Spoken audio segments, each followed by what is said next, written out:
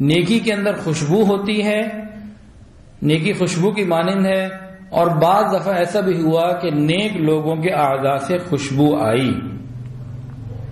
مثال کے طور پر حضور پاک صلی اللہ علیہ وسلم کے مبارک پسینے میں خوشبو آتی تھی۔ ام سلیم رضی اللہ تعالی عنہ آپ کا پسینہ جمع کرواتی اور اس پسینے کو خوشبو میں شامل کرتی تو خوشبو کی خوشبو میں اضافہ ہو جاتا تھا۔ حضرت انس رضی اللہ عنہ ارشاد فرماتے ہیں ما شممت مسکا ولا عنبرۃ اطیب من ریح رسول اللہ صلی اللہ علیہ وسلم، کہ میں نے کوئی مشک اور عنبر نہیں سونگا مگر نبی علیہ السلام کے جسم کی خوشبو اس سے بھی زیادہ خوشبودار تھی۔ ایک صاحب آئے، ان کی بیٹی کی شادی تھی، تو نبی علیہ السلام نے ایک تو کچھ ان کی مدد کی، کچھ ان کو دیا، دوسرا ان کو اپنا مبارک پسینہ عطا فرمایا، کہا کہ دلہن کو لگا دینا۔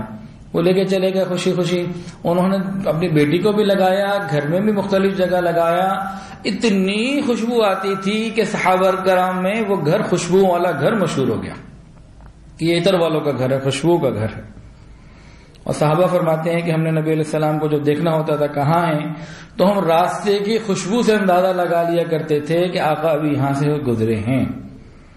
اور جو نبی علیہ السلام کے کامل وارثین ہیں ان میں بھی بعض اوقات اللہ رب العزت اس خوشبو کو ظاہر فرما دیتے ہیں، جیسے صدیق اکبر رضی اللہ تعالی عنہ، عمر فاروق رضی اللہ عنہ ارشاد فرماتے تھے کہ صدیق اکبر رضی اللہ عنہ کے جسم سے ایسی خوشبو آتی تھی جو مشک اور عنبر میں بھی نہیں تھی۔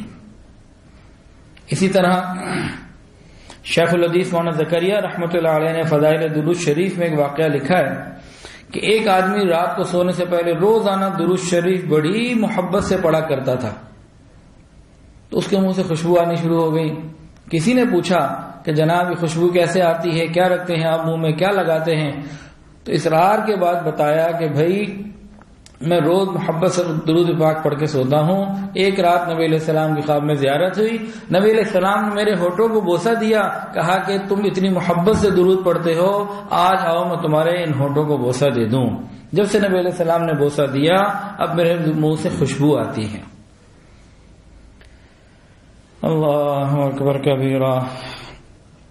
تو یہ بات پکی ہے کہ نیکی سے جسم میں خوشبو پیدا ہوتی ہے اور بدی سے، گناہ سے جسم کے اندر بدبو پیدا ہوتی ہے۔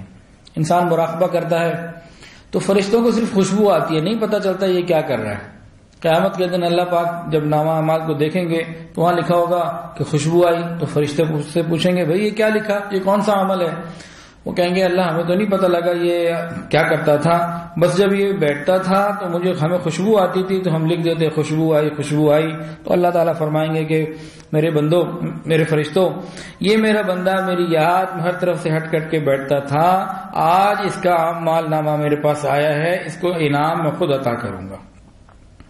تو بعض اعمال سے خوشبو آتی ہے اور بعض گناہوں سے بدبو آتی ہے۔ ہر گناہ نجاست کی مانند ہے۔